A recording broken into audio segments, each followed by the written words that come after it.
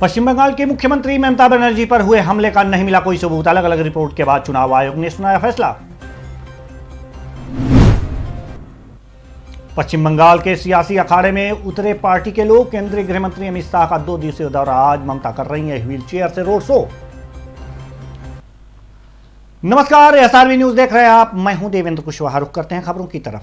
राजस्थान के नागौर मालाशोर में शिक्षिका से रेप का प्रयास किया गया। वहीं बदहवास और घायल अवस्था में सड़क किनारे युवती मिली है। स्थानीय लोगों ने शिक्षिका को अस्पताल पहुंचाया। घटना के बाद पहुंची मालासर थाना पुलिस जांच में जुट गई है।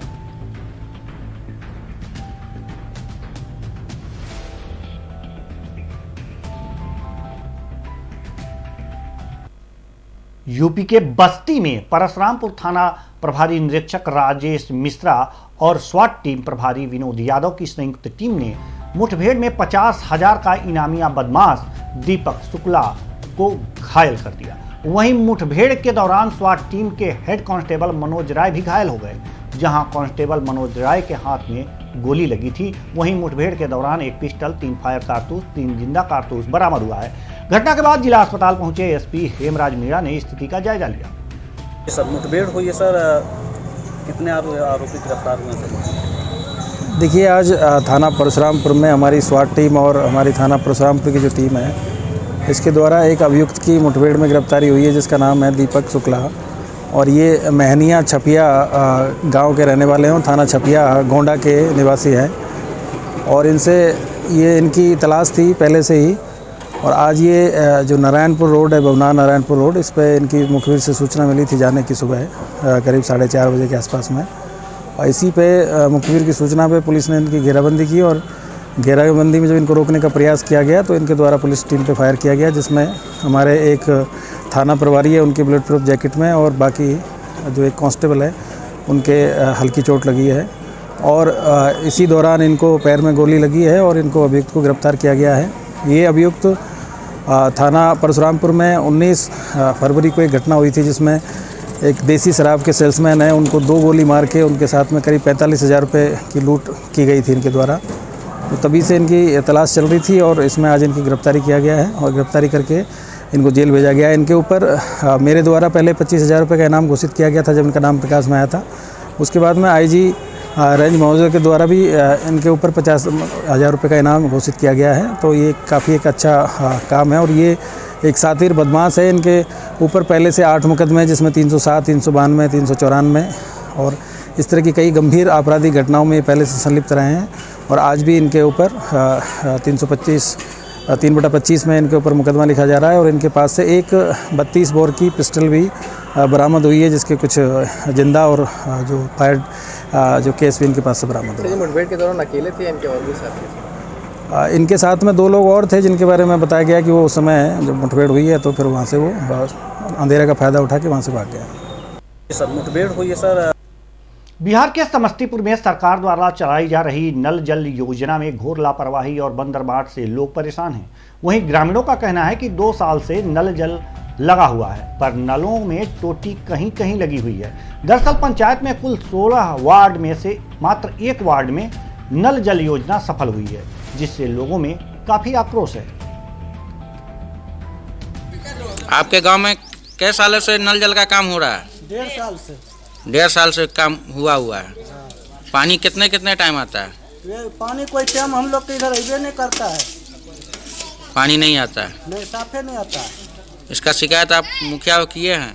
मुखिया सब देख के चले जाते हैं, उधरे टोले सुधर चला जाता है, इधर आता कहाँ है? एसडीओ को किए हैं आप इसका शिकायत? नहीं, हम लोग उतना पहुँच है जाएंगे। इसमें तो नल का नहीं लगा हुआ, किस कारण बस नल नहीं लगाया गया? ये तो दीवार दे रहा था इसलिए नहीं लगा, उधर सब लगा हुआ है, उसमें पानी अबे नहीं करता है। कितने दिनों से पानी नहीं आ रहा है? वो अभी तक कोई पानी अबे नहीं किया। जब से बोरिंग कराया तब से पानी नहीं आया। कोई पानी नहीं अभी तक इधर आया। बोले पैसा नहीं है दल के लेके। नल जल का कुछ भी नहीं हुआ है। 1.5 साल से पाइप थे ठार, पानी नहीं आता है ना। आज सब चीज फोटो ऊपर सब कुछ ले। एको टाइम पानी नहीं आता है? नहीं, साफ ही नहीं, जोड़ेबे न कैले थे कहाँ। यानी 1.5 साल से जो काम हुआ उसी तरह ठप बना हुआ, पानी नहीं आता है। क्या नाम हुआ आपका? तरुण देवी। तरुण देवी। आपके गांव में राजस्थान के बीकानेर में PHED तकनीकी कर्मचारी संघ और राजस्थान राज्य मंत्रालयी कर्मचारी संघ का होली स्नेह मिलन और जिला सम्मेलन समारोह का आयोजन किया गया। वहीं कार्यक्रम के मुख्य अतिथि ऊर्जा तथा जन स्वास्थ्य अभियांत्रिकी मंत्री डॉक्टर BD कल्ला रहे। उन्होंने कहा कि कोरोना काल में जलदाय विभाग के कर्मियों ने कोरोना वॉरियर्स की भांति काम किया और आम जन तक निर्बाध पानी उपलब्ध करवाया। इस अवसर पर जलदाय मंत्री डॉक्टर कल्ला ने आम जन से अपील करते हुए कहा कि हमें बूंद बूंद पानी का संरक्षण करना होगा। और नहरबंदी के पास में तो क्या कुछ संदेश है? सबसे पहले तो मैं होली के अवसर पर तमाम बीकानेर के नगर निवासियों को और राजस्थान के निवासियों को अपनी ओर से हार्दिक शुभकामनाएं देता हूँ। जहाँ तक नहरबंदी का सवाल है, नहरबंदी के लिए कंटिजेंसी प्लान मंजूर कर दिया गया है। 24 करोड़ 82 लाख रुपए नहरबंदी वाले क्षेत्रों के लिए मंजूर किए गए हैं और इसके अंतर्गत प्रत्येक जिलाधीश के पास, राजस्थान की कंटिजेंसी प्लान के बारे में बता रहा हूँ, हर जिलाधीश और एडिशनल चीफ इंजीनियर दोनों के तत्वावधान में 50-50 लाख रुपए हर जिले में रहेंगे। वे इससे हैंडपम्प, नया ट्यूबवेल, पाइपलाइन की मरम्मत अथवा जहाँ पानी नहीं पहुँच रहा है वह ट्रकों अथवा टैंकरों से पानी पहुँचाने का काम कर सकते हैं। नहरबंदी वाले क्षेत्रों के लिए अलग से 24 करोड़ 82 लाख रुपए मंजूर किए हैं। पहले शुरू में पानी आएगा, 2000 क्यूसेक पानी नहर में हमेशा रहेगा, जिससे लगभग ये समझिए कि अप्रैल का महीना निकल जाएगा। अप्रैल से लेकर आगे मई तक के समय में हो सकता है कि कुछ दिनों तक अल्टरनेटिव डे पे पानी देना पड़े, लेकिन लोगों को पहले सचेत कर दिया जाएगा। ये नहरबंदी इसलिए आवश्यक है कि पीछे नहर टूट गई तो फिर पानी मिलेगा ही नहीं। यूपी के आजमगढ़ वाराणसी मुख्य मार्ग पर ट्रक की चपेट में आने से बाइक सवार सफाई कर्मी की मौत हो गई। वहीं घटना के दौरान मृतक का शव 2 किमी तक ट्रक में घसीटता हुआ चला गया। घटना के बाद ट्रक चालक वाहन छोड़कर भाग निकला। दरअसल आक्रोशित ग्रामीणों ने ट्रक को घेर कर मुख्य मार्ग पर जाम लगा दिया और पुलिस को खदेड़ कर दौड़ाया भी। घटना के बाद मौके पर पहुंचे CO सिटी ने समझा बुझाकर जाम खुलवाने के साथ शव को कब्जे में लेकर पोस्टमार्टम के लिए भेज दिया।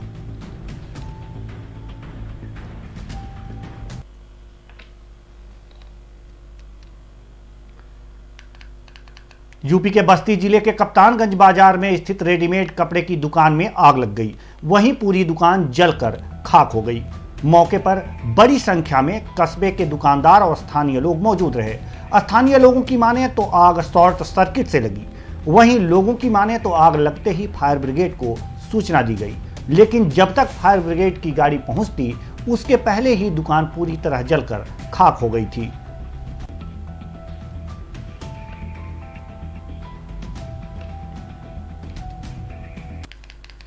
देश के राष्ट्रपति महामहिम रामनाथ कोविंद मिर्जापुर पहुंचे। वहीं आम जन को लेकर प्रशासन ने पूर्ण की तैयारी। दरअसल प्रदेश से भारी भरकम पुलिस के अधिकारी 7 SP, 14 एडिशनल SP, 27 BHP के साथ 1000 आरक्षी राष्ट्रपति की सुरक्षा में तैनात किए गए हैं। राष्ट्रपति की सुरक्षा को देखते हुए आदि शक्ति मां विंध्यवासिनी मंदिर के चारों तरफ बैरिकेडिंग की गई है। वहीं अष्टभुजा से लेकर विंध्यवासिनी मंदिर तक के रास्ते पर सुरक्षा के कड़े प्रबंध किए गए हैं। नहीं, ऐसा नहीं है कि उस दिन दर्शन नहीं कर पाएंगे। जब हाँ उनका जो पीक आवर होगा, पीक टाइम होगा, जब उसके हम आधे घंटे 1 घंटे पहले हम जो है 1 घंटे पहले हम दर्शन को रोक देंगे और हम जनता से अपील भी करेंगे कि सहयोग प्रदान करें, चूँकि सुरक्षा का बिंदु होता है। सुरक्षा के मद्देनज़र ये सब किया जाएगा और उस परिदृश्य में लोग सहयोग भी करें हमें। लेकिन हम जनता के लिए या जो भी लोग दर्शनार्थी आएंगे पूरा हम कोऑपरेट करेंगे और हम व्यवस्थापन करके उनको दर्शन कराने का भी बाद में व्यवस्थापन भी करेंगे। कहीं से किसी को वंचित नहीं होना पड़ेगा, लेकिन उस समय थोड़ा सा लोग अवॉइड करें और लोग दर्शन करने ना आए। उस समय चूँकि सुरक्षा का बिंदु रहता है, हम उसको। और इसी साथ साथ ये भी है कि जो धर्मशाला है, जो होटल है, रेलवे स्टेशन है, बस अड्डा है, चूँकि VIP का VVIP का मामला होता है तो हम लोग उसको 2 दिन पहले से चेकिंग कराते हैं। कोई बाहरी व्यक्ति ना आए, किसी घर में ना आए जो आसपास हेलीपैड के होता है, जो रास्ते होते हैं उन घरों में उन व्यक्तियों का भी फिल्ट्रेशन कर रहे हैं, उनका नाम नोट कर रहे हैं कि आपके घर में कौन कौन है, क्या आया हुआ। बाहर का कोई व्यक्ति ना आए, जो बाहर जाना चले जाए भले, लेकिन अंदर बाहर का कोई व्यक्ति इस दौरान, इस कार्यक्रम के दौरान ना आए। तो ऐसी परिस्थिति में हम लोग क्यों सिक्योरिटी पॉइंट ऑफ व्यू से सब काम करते हैं और तदनुसार हम लोग इसको करके इस ड्यूटी को सकुशल संपन्न करेंगे। नहीं, ऐसा नहीं है कि यूपी के मुरादाबाद थाना सिविल लाइन अम्बेडकर कॉलोनी में हिमगिरी निवासी विनोद चंद्र जोशी के साथ धोखाधड़ी का मामला सामने आया है। वहीं पीड़ित विनोद चंद्र जोशी का आरोप है कि वर्ष 2017 में उसे 4 लाख रुपए लोन बैंक से दिलाए जाने के नाम पर पड़ोसी सुरेश शर्मा, राहुल शर्मा और विकास दिवाकर ने उससे मकान के कागज ले लिए और धोखे से दस्तखत करा लिए और 80,000 भी निकाल लिए, जिसकी एफआईआर दर्ज करा दिए जाने के बाद भी अभी तक नामजद अभियुक्तों के खिलाफ कोई कार्रवाई नहीं की गई। पीड़ित परिवार का आरोप है कि बैंक द्वारा मकान की नीलामी के लिए 16 मार्च 2021 निर्धारित कर दी गई है। दरअसल उसका परिवार बेहद परेशान है और नौकरी भी खत्म हो गई है। वहीं पीड़ित द्वारा व्यक्तियों पर कार्रवाई किए जाने और बैंक द्वारा उसके मकान की नीलामी प्रक्रिया को रोके जाने की मांग को लेकर जिलाधिकारी और वरिष्ठ पुलिस अधीक्षक को परिवार सहित एक ज्ञापन पेश किया है। जी, क्या मामला है ये? जी, 2017 में हमने लोन के लिए अप्लाई के लिए उनसे कहा था। जी सर, हमने 4 लाख के लिए कहा था, तो उन्होंने हमारे पति के साइन करवा के और 8 लाख रुपए ले लिए, जो हमारे खाते में एक पैसा नहीं आया सर। हम बहुत परेशान हैं, तो हम यही प्रशासन से यही मदद चाहते हैं, उन लोगों को पकड़वाने में हमारी मदद की जाए। बैंक द्वारा कोई नीलामी का कहा गया? जी सर, 16 तारीख को हमारी नीलामी निश्चित है सर। हमारा बचने का कोई चारा नहीं है, मैं चारों बच्चों को लेके यहीं पे सुसाइड कर लूँगी सर। और हमारे बचने का कोई साधन ना है, दिन रात पागलों की तरह जी रहे हैं सर। हमें यही न्याय चाहिए। हमारा घर जो हमने कराई नहीं, उसकी सज़ा हमें भुगतनी पड़ रही है। मेरे बच्चों को 1 साल से मेरे बच्चों को पढ़ाई, घर में बैठे हैं बच्चे, मेरी पढ़ाई नहीं हो रही है। दिन रात आज 8 दिन से मेरे घर में चूल्हा नहीं जला सर। हम प्रशासन से यही न्याय चाहते हैं कि जो हमने कराई नहीं, उसकी सज़ा हमें क्यों भुगताई जा रही है। प्रशासन हमारी इतनी मदद करे, बस हम यही चाहते हैं कि उन लोगों को पकड़वाने में जल्दी से जल्दी हमारी मदद की जाए। हमारा मकान रुकवा के सारा धन उनसे वसूल किया जाए। हमारे पास कुछ है ही नहीं, तो हम क्या देंगे? सुसाइड के अलावा हमारे पास कुछ चारा नहीं बचा। मैं तो 4 जनों को यही लेके मार दूँ। अब प्रशासन इतना हमारी मदद करे या नहीं करे, वो उनके हाथ में है बस सर। आपका? विनोद चंद्र जोशी।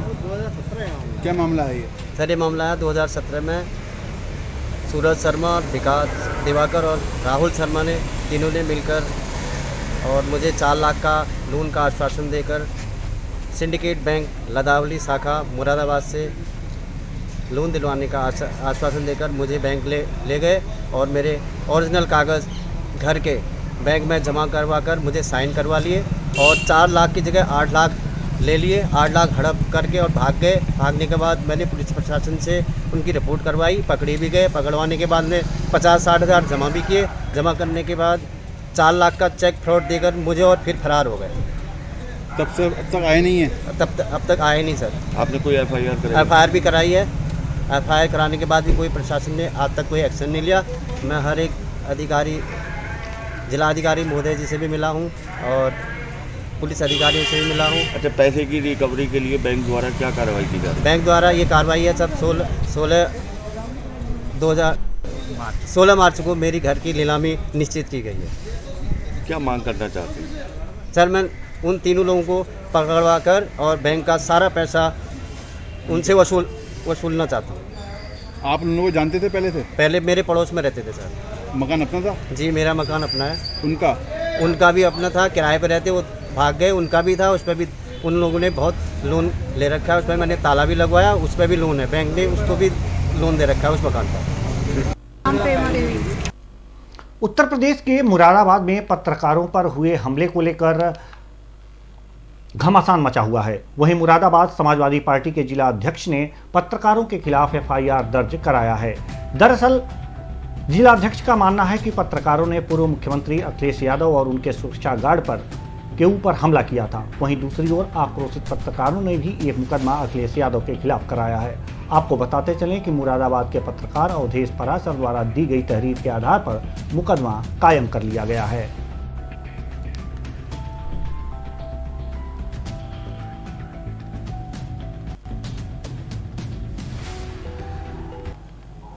होटल रिजेंसी में 2 दिन पहले एक राजनीतिक पार्टी के कार्यक्रम के दौरान जब प्रेस कॉन्फ्रेंस अपनी समाप्ति की तरफ था तो उस समय एक घटना संज्ञान में आई थी जिसमें जिसके संदर्भ में पुलिस कार्यालय पर उपस्थित होकर के डॉक्टर अवधेश पारासर, जो कि एक प्रेस एसोसिएशन के अध्यक्ष तहरीर में उन्होंने अपने को अंकित किया है, उनकी तरफ से आरोप लगाया गया था कि संबंधित राजनीतिक पार्टी के पदाधिकारी और जो उनके सदस्य हैं उनकी तरफ से पत्रकारों के साथ अभद्रता की गई, मारपीट की गई।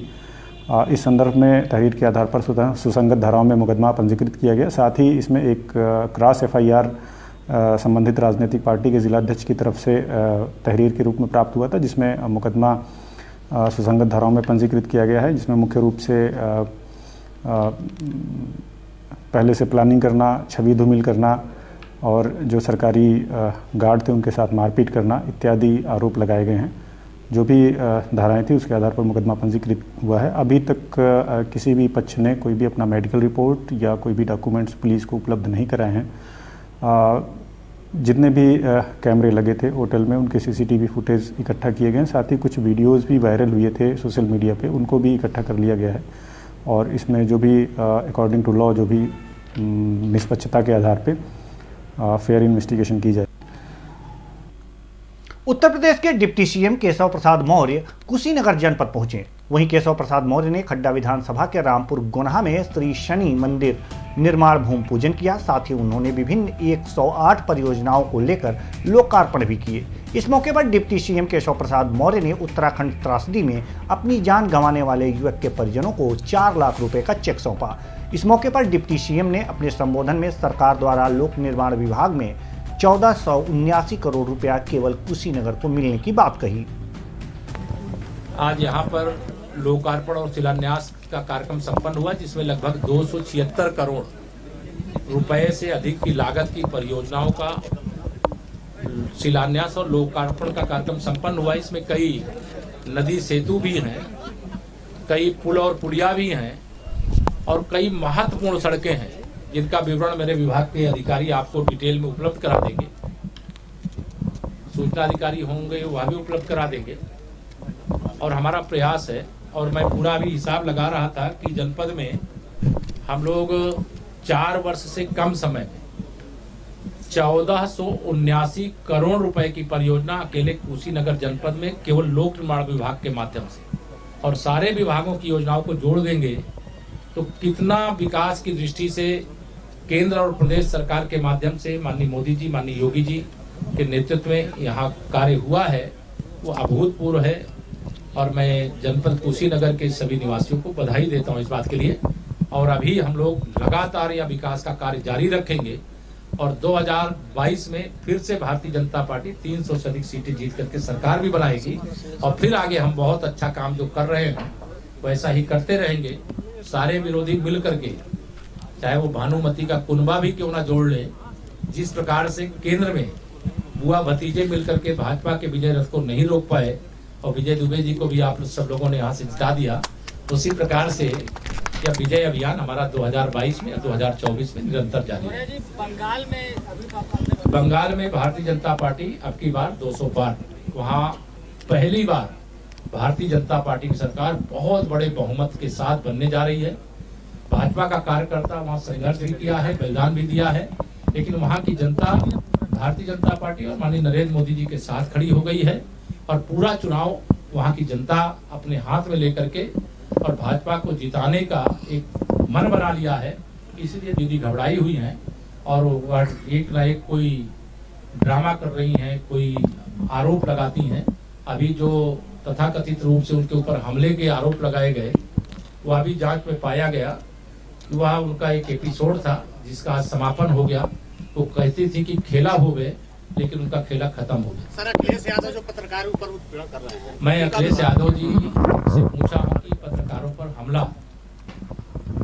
क्यों हुआ और आपकी उपस्थिति में, और कोई पत्रकार, आप में से कई लोग मुझसे भी सवाल पूछ रहे हैं, मेरी भी इच्छा होगी कोई सवाल का आपको मैं जवाब नहीं भी दे सकता हूँ, मना कर सकता हूँ कि नो कमेंट, लेकिन कोई सवाल पूछे, सवाल के जवाब में अगर हमला किया जाए तो समाजवादी पार्टी अपना टेलर दिखा रही है कि 2012 से 17 तक जो उत्तर प्रदेश की जनता ने समाजवादी पार्टी शासन के अत्याचारों का सामना किया है, उससे भी बहुत बड़ी फिल्म दोबारा कभी भी मौका मिलेगा तो समाजवादी पार्टी दिखाने का काम करेगी। लेकिन आज यूपी के कौशाम्बी जिले में पत्नी से विवाद के बाद नाराज युवक ने अपने 2 माह के बच्चे को पटक पटक कर मार डाला। वहीं आरोपी ने पत्नी पर भी जानलेवा हमला किया। जहां मोहल्ले वालों की सूचना पर पहुंचे ससुराल वालों ने आरोपी के खिलाफ पुलिस को तहरीर दी। पुलिस ने आरोपी को हिरासत में लेने के बाद केस दर्ज कर लिया। पुलिस ने बच्चे के शव को पोस्टमार्टम के लिए भेज दिया है। पति आया है, शराब पी के मारने लगा है, मुझे मारा, मेरा जान नहीं बच रही थी, मेरे बच्चे को लाठी मार दिया, खत्म हो गया। मेरे सास और ससुर पैसा के लिए मरवाया, वो खड़े होके मरवाए, कोई गांव वाले भी नहीं बचाए। क्या महीने का बच्चा था? 2 महीने के बच्चा था। अराई सुमेरपुर मेरा ससुराल है, सराय अक्किल मेरा मायका है। क्यों मारा वो आपके 2 महीने के बच्चे को? उसका भी तो बच्चा था। क्यों मारा है? वो बोला कि इसको मर जाने दे, मेरी जिंदगी रहेगी, तमाम बच्चा आएगा। तुमको क्यों मारा? मुझे बिन फालतू में मारा, माँ बाप सिखा के, माँ बाप के कहे में मारा है। क्या चाहती हो? मैं उसको ये चाहती हूँ, उसको कड़ी से कड़ी सजा दे दूँ। क्या नाम है तुम्हारा? मेरा निदा नाम है।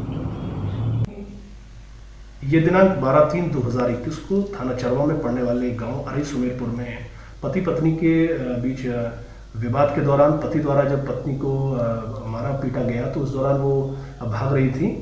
इसी दौरान पति के हाथ से बच्चे को चोट आ गई, वह घायल हो गया और उसके बाद प्रातःकाल को फिर बच्चे की मृत्यु हो गई। इस संबंध में संबंधित मामले में उनकी सास अनीशा ने मुकदमा पंजीकृत कराया है। पति के खिलाफ मुकदमा पंजीकृत हुआ है। कुछ लोगों से पूछताछ की जा रही है मामले के बारे में। पंचायतनामा पोस्टमार्टम की कार्रवाई कराई गई है और आवश्यक विधिक कार्रवाई इसमें की। पति आया है, शराब पी के मारने लगा है, मुझे मारा, मेरा। फिलहाल इस बुलेटिन में इतना ही। मुझे दीजिए इजाजत। नमस्कार।